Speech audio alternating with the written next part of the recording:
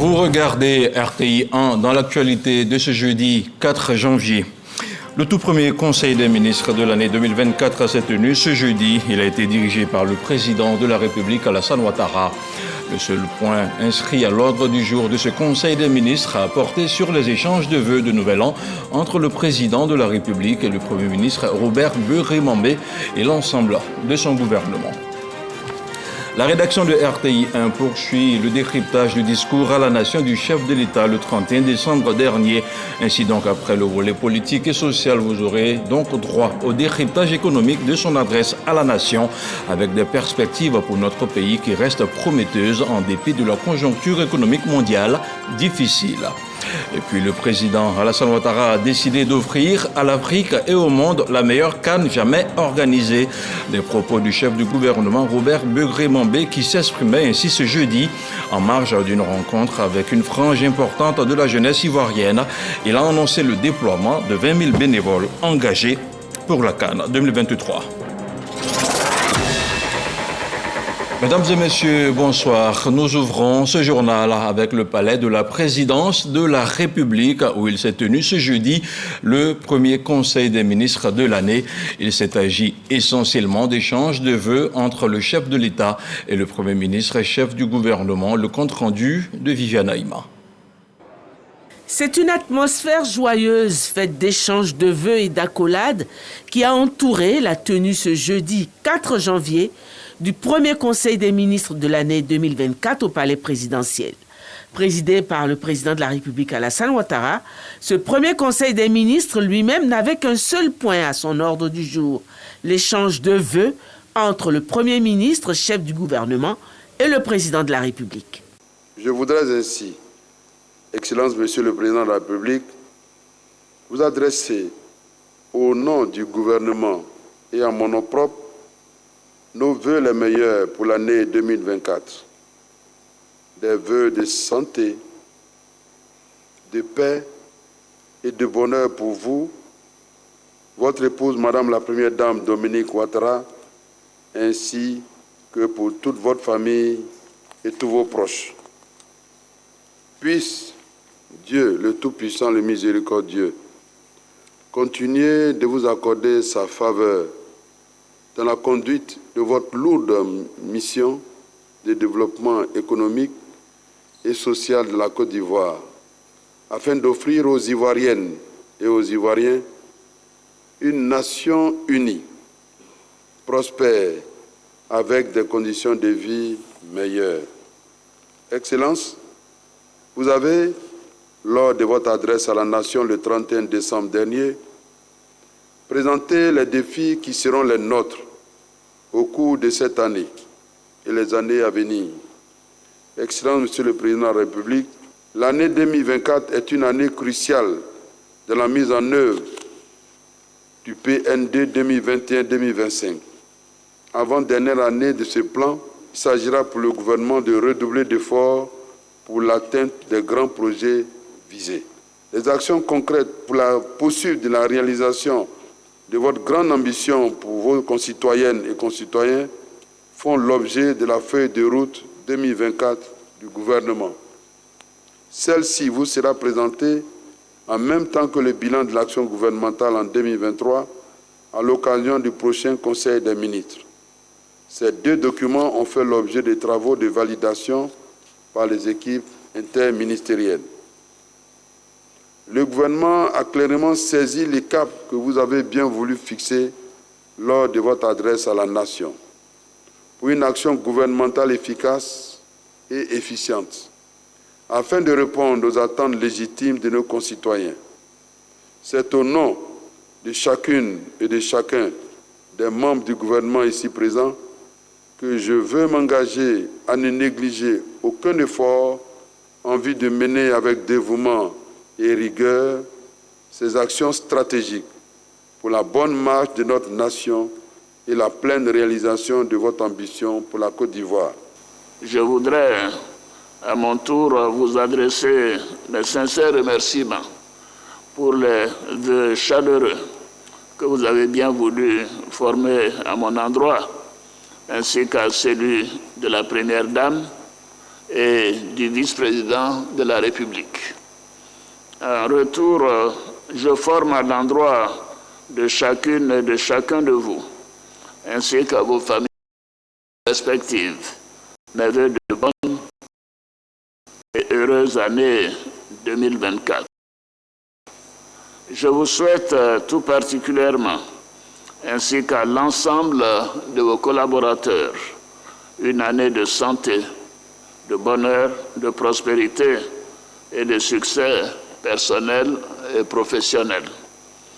Je souhaite que l'année 2024 se caractérise par la consolidation des importants acquis enregistrés par notre pays en matière de développement économique et social, de rayonnement international et de maintien d'un climat de paix, de sécurité et de cohésion sociale.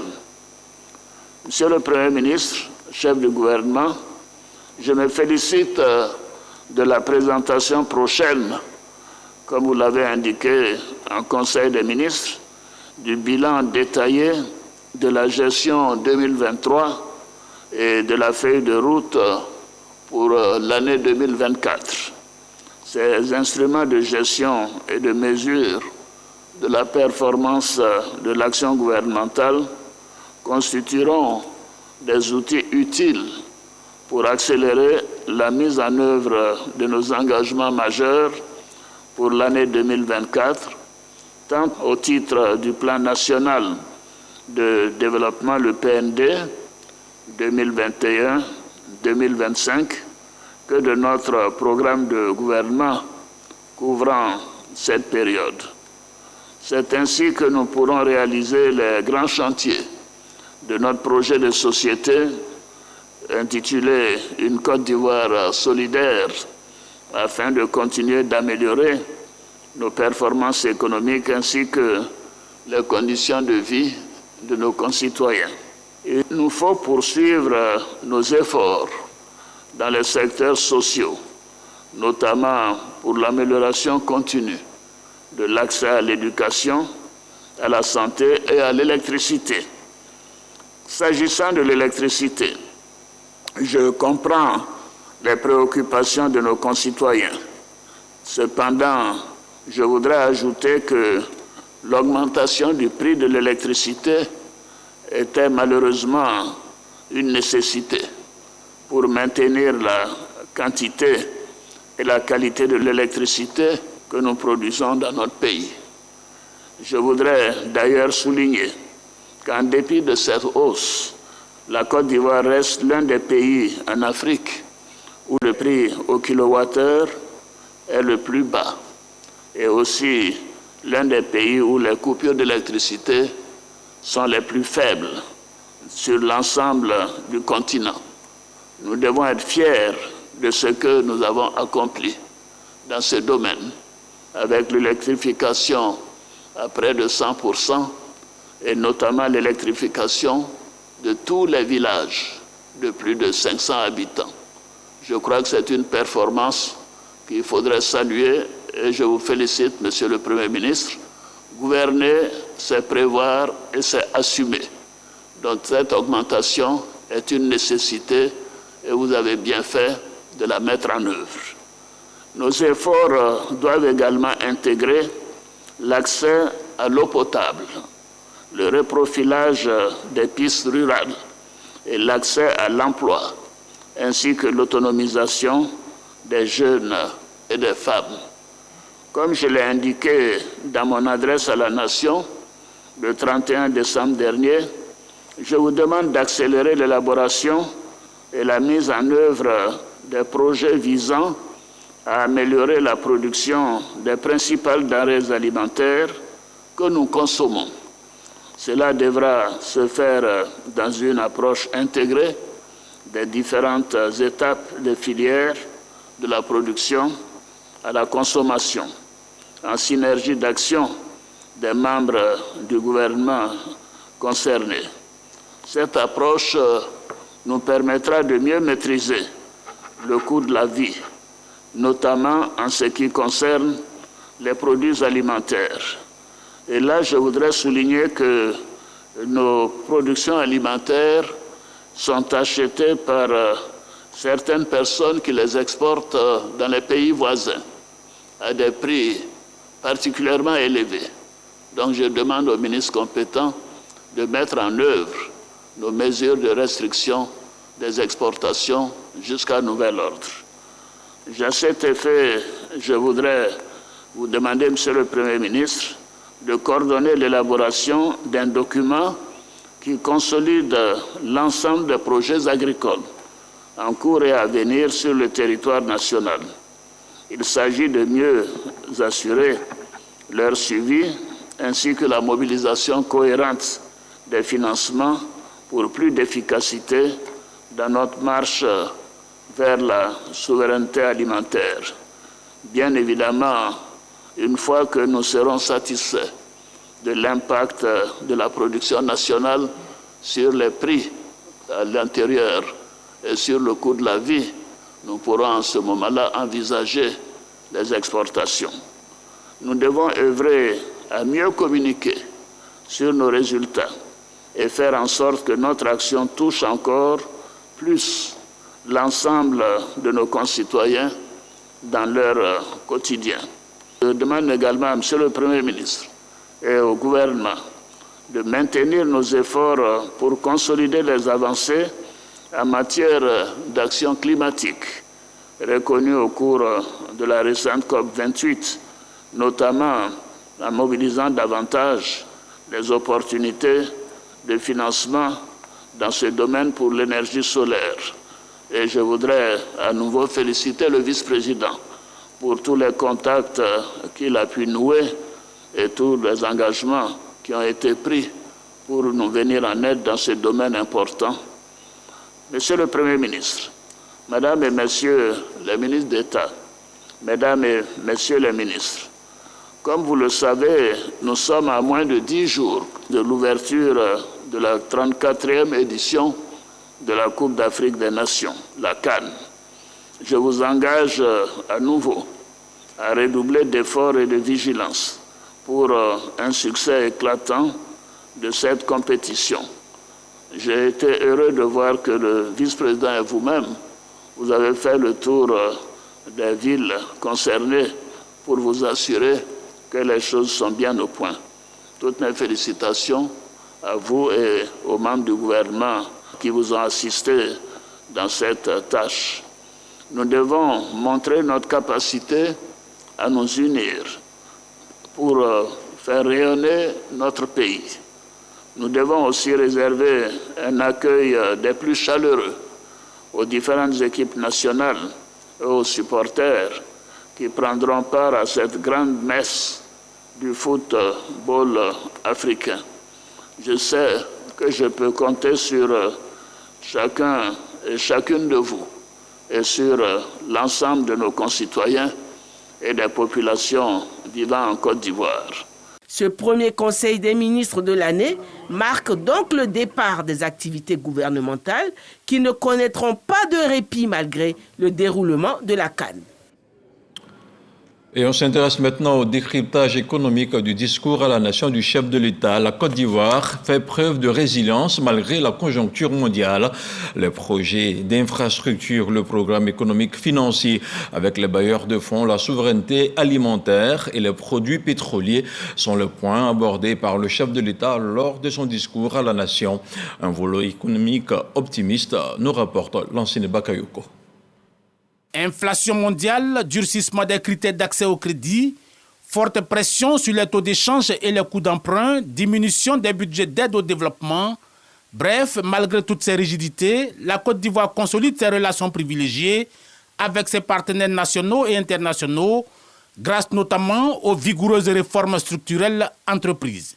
À cet égard, je me félicite de l'émergence d'un secteur privé national de plus en plus dynamique, créateur d'emplois durables, capable d'accompagner la diversification de notre économie, notamment dans les secteurs et les filières à haut potentiel.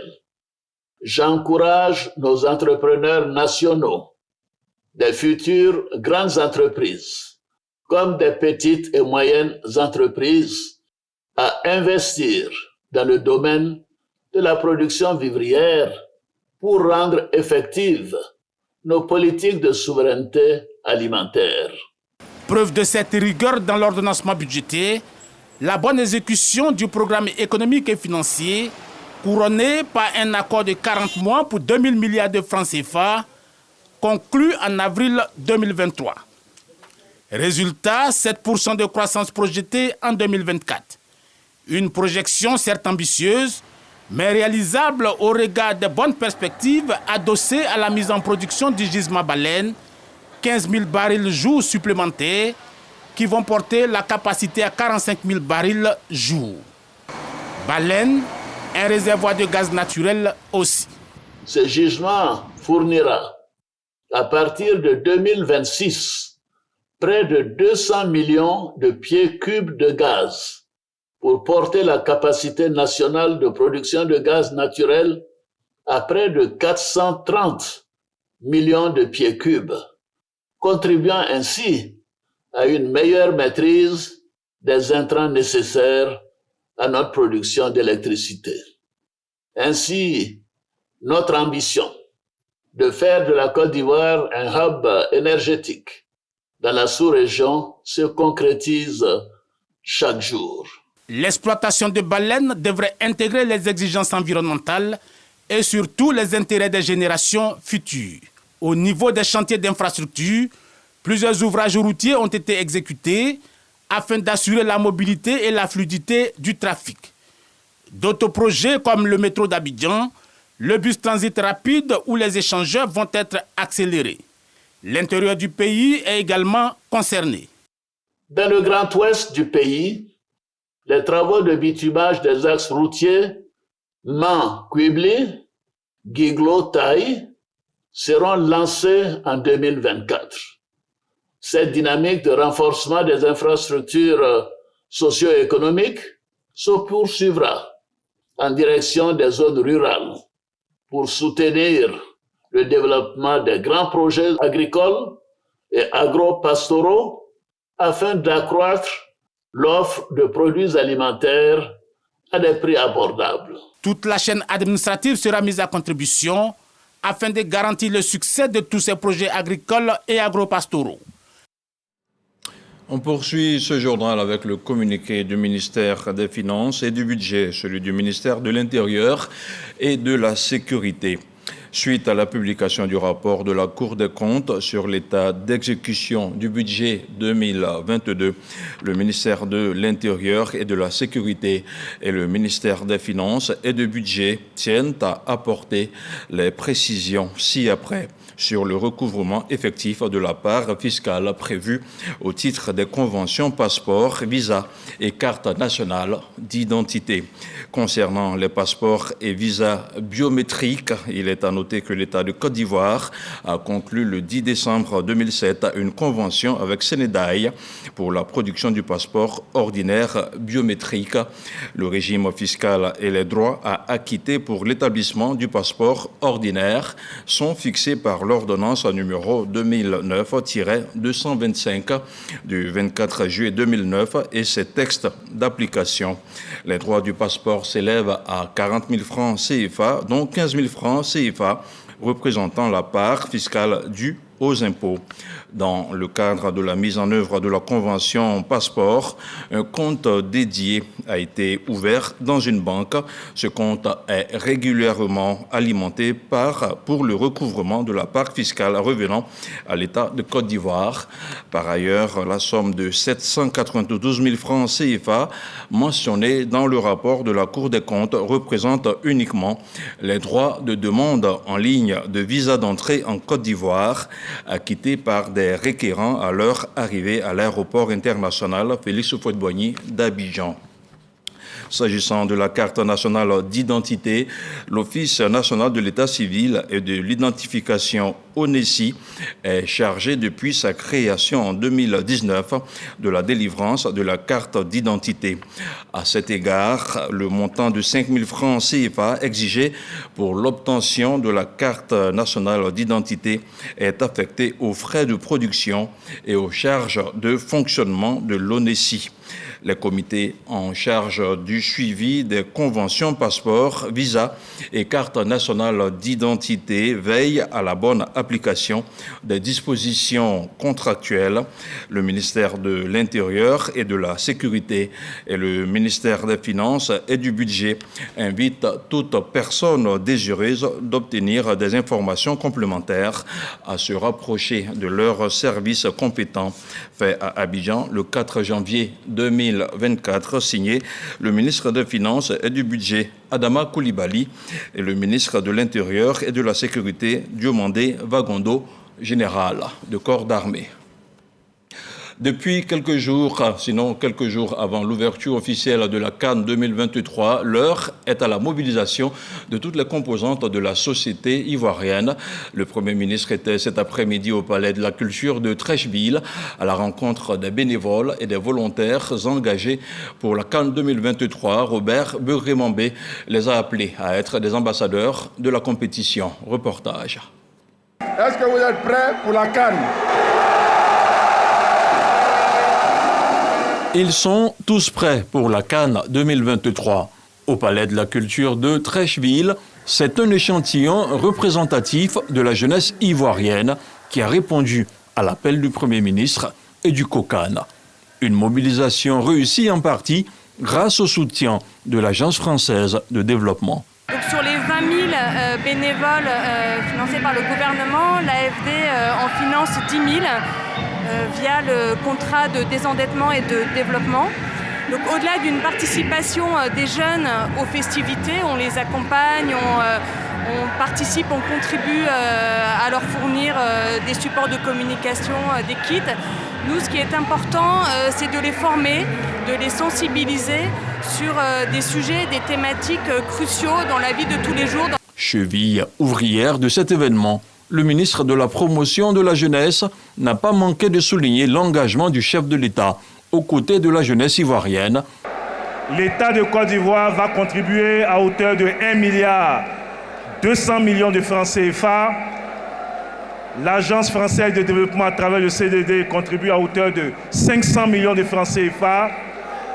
Et nous avons près de 400 millions de francs CFA qui représentent donc la contribution de tous les autres partenaires, notamment l'UNICEF, notamment l'OIT, le PNUD et l'UNFPA. Je voudrais dire merci à cette jeunesse ivoirienne. Merci à tous ces jeunes qui ont décidé d'apporter leur contribution. Et vous demandez de dire merci au président de la République. C'est le plus beau cadeau de fin d'année, de début d'année qu'il pouvait offrir à la jeunesse ivoirienne. Ces volontaires interviendront dans les stades, dans les fan zones, dans les hôtels et les cités Cannes.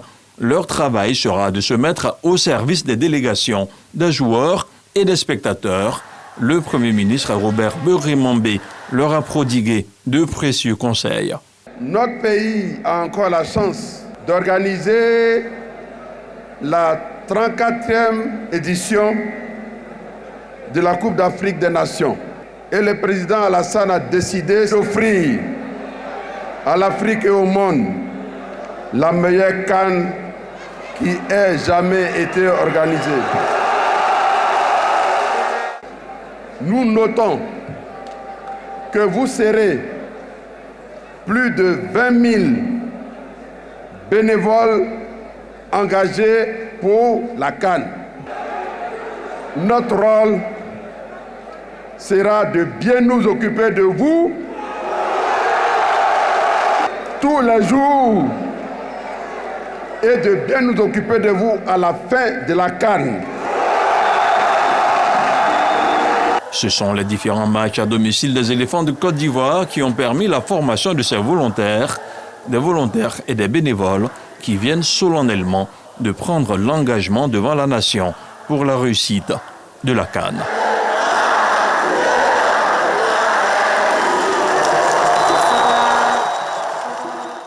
Et sur un tout autre plan, la première édition du Forum du tourisme et des loisirs s'est tenue récemment à Abidjan, une initiative de la tutelle qui s'est tenue en prélude à la Coupe d'Afrique des Nations 2023, un événement qui visait à intégrer pleinement tous les acteurs du tourisme et des loisirs et à préparer l'écosystème touristique à l'afflux de visiteurs durant la CAN 2023. Serge Pacom Didi, Jean-Marc Djadji.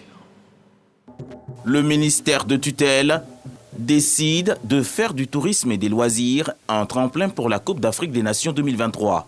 D'où la mise sur pied de ce forum pour préparer le secteur du tourisme à accueillir la CAN. Nous présentons des pagnes traditionnelles faites avec des artisans. Pour cet événement, nous attendons de voir des collaborateurs pendant la CAN. Nous sommes un site éco-touristique. Nous mettons en avant les us et coutumes de la Côte d'Ivoire.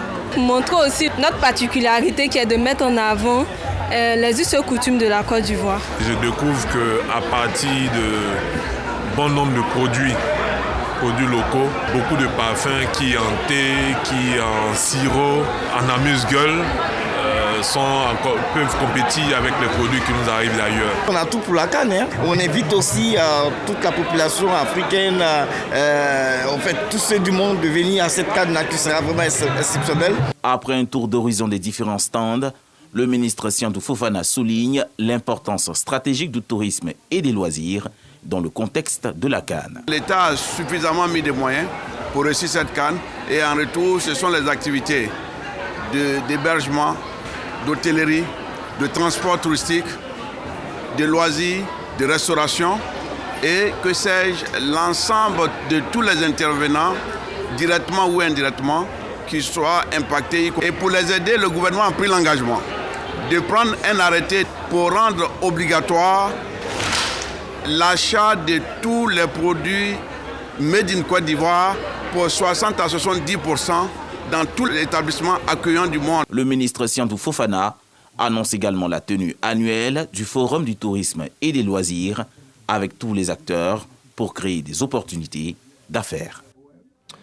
Direction à présent le parc zoologique d'Abidjan où l'on peut découvrir plusieurs espèces animales. Mais depuis quelque temps, une seule attire l'attention des visiteurs. Il s'agit d'un éléphant baptisé Kane. Comme la Coupe d'Afrique des Nations, le pachyderme serait né le 26 février 1992, la date du premier sacre des éléphants de Côte d'Ivoire au Sénégal. Et les visiteurs de se bousculer pour voir Kane. L'éléphant porte bonheur. Un reportage signé Ismaël Déo, dans un commentaire de Jean-Marc Djadji. Un pas après l'autre, Kane, l'éléphant du zoo d'Abidjan, marche à la rencontre de Charles. C'est l'heure de prendre son repas quotidien. Elle prend sa nourriture matin, midi et le soir. C'est plus que mon enfant que j'ai à la maison, puisque je passe toute la journée avec elle au zoo. Kane, touche encore, soulève. C'est bien, bravo. L'histoire du pachyderme commence un jour heureux de 1992. La Côte d'Ivoire vient de remporter sa première CAN au Sénégal.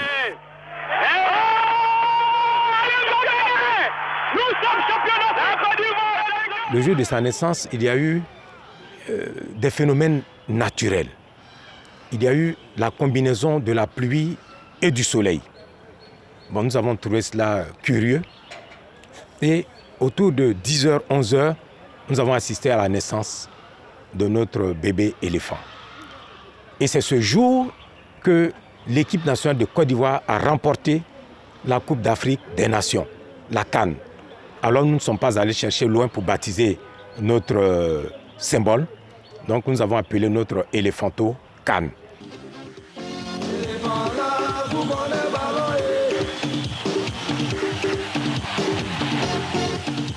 Au zoo d'Abidjan, Kane, l'éléphant, constitue une véritable attraction pour les visiteurs. En famille, sorties scolaires, groupes d'amis ou seuls, les visiteurs apprécient sa compagnie. À quelques jours de la Coupe d'Afrique des Nations de football en terre ivoirienne, la cote de popularité de Kane s'est accrue. Auparavant, je ne savais pas l'histoire de l'éléphant qui se trouve dans le zoo ici. Donc c'est une opportunité pour moi. Moi, ça me fait 3-4 tours ici. Et c'est là que j'ai connu véritablement son nom. Et ça m'a vraiment plu. Avec Kane, ça va, ça passe. Il est très gentil et vraiment sympa. Au ministère des Eaux et Forêts, Les responsables souhaitent un passage des éléphants footballeurs aux eaux d'Abidjan avant la compétition. Il est souhaitable que les éléphants de Côte d'Ivoire, accompagnés de toutes les structures qui encadrent le football ivoirien, viennent ici pour venir saluer Cannes et prendre également les bénédictions auprès de Cannes pour que la Cannes, cette fois-ci, cette coupe-là reste en Côte d'Ivoire et qu'elle ne sorte pas de notre pays. En attendant, Cannes continue d'attirer le regard des visiteurs. À 32 ans, l'éléphant est présenté comme un porte-bonheur pour les footballeurs de la sélection nationale.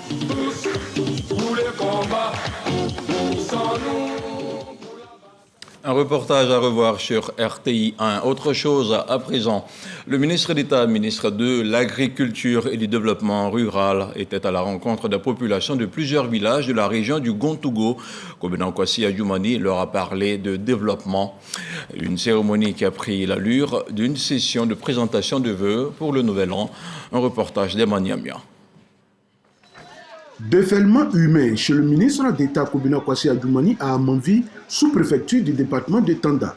Les populations sont venues des 160 villages de la région du Gontougo pour lui exprimer leur reconnaissance pour ses actions de développement dans la région et également pour lui souhaiter une bonne et heureuse année 2024, les bras chargés de présents. Pour la nouvelle année qui vient de commencer, nous avons souhaité comme ça de venir fêter avec notre fils, en l'occurrence Monsieur le ministre Kobena Kwasi Adjoumani, et lui souhaiter nos vœux les meilleurs. Depuis la lutte a commencé dans les 2000, nous avons mené plusieurs activités dans la lutte contre la fuite de la NACAD vers les pays limitrophes. Donc ça fait 3 ans aujourd'hui. Il a fallu que nous venions faire le point au ministre d'État de la progression des chiffres de 10 000 tonnes au niveau du district. Aujourd'hui nous sommes à plus de 126 000 tonnes.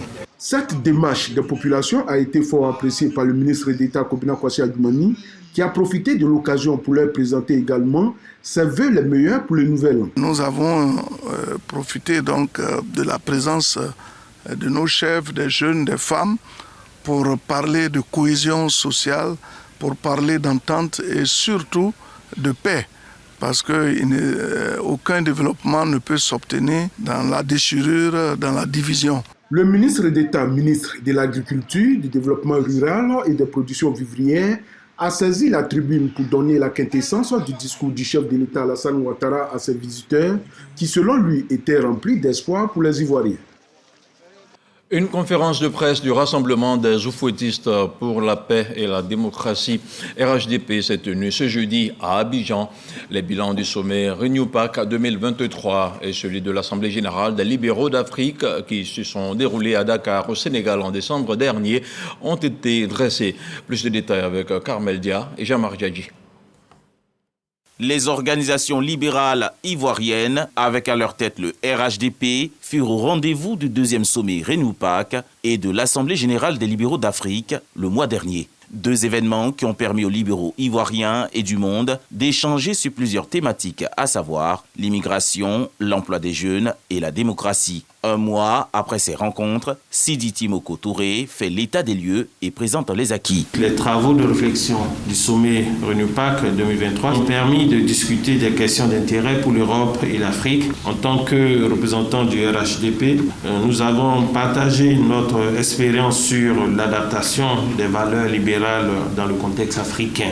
La reconnaissance à l'international des actions de la Côte d'Ivoire en matière de libéralisme. Abidjan, capitale mondiale du libéralisme en 2024, avec l'organisation du 3e sommet RenewPAC et l'Assemblée générale du réseau libéral africain. Et enfin, la création de l'Académie de leadership africain au nom du président Alassane Ouattara. Voici les 4 grandes résolutions de ces 2 rencontres. Nous avons déjà au niveau du réseau libéral africain, au niveau des femmes, déjà l'élection de la présidente qui s'impliquera avec les femmes de Côte d'Ivoire, les femmes du RHDP, dans l'organisation de toutes ces différentes manifestations. C'est déjà une fierté pour la Côte d'Ivoire. Le président Alassane Ouattara, président du RHDP, est une figure emblématique du libéralisme en Afrique et dans le monde. Parmi les solutions proposées pour pallier aux problématiques abordées, la création d'emplois pour les jeunes avec leur implication accrue dans les prises de décision. Dans l'actualité hors de chez nous, il est bon de savoir que l'avenir politique d'Ousmane Sonko se joue au Sénégal. Pour rappel, Ousmane Sonko a été condamné le 8 mai 2023 en appel à une peine de 6 mois de prison avec sursis pour diffamation et injure publique dans l'affaire qui l'oppose à un ministre. La Cour d'appel avait confirmé le montant des dommages et intérêts fixés en première instance de 200 millions de francs CFA. Le principal enjeu de cette condamnation, c'est la conséquence sur l'éligibilité d'Ousmane Sonko pour la présidentielle prévue en février 2024. Un nouveau rendez-vous décisif en perspective pour l'opposant politique sénégalais. Ce journal est terminé, vous pouvez le voir en replay après sa diffusion sur le www.rti.info. Bonsoir.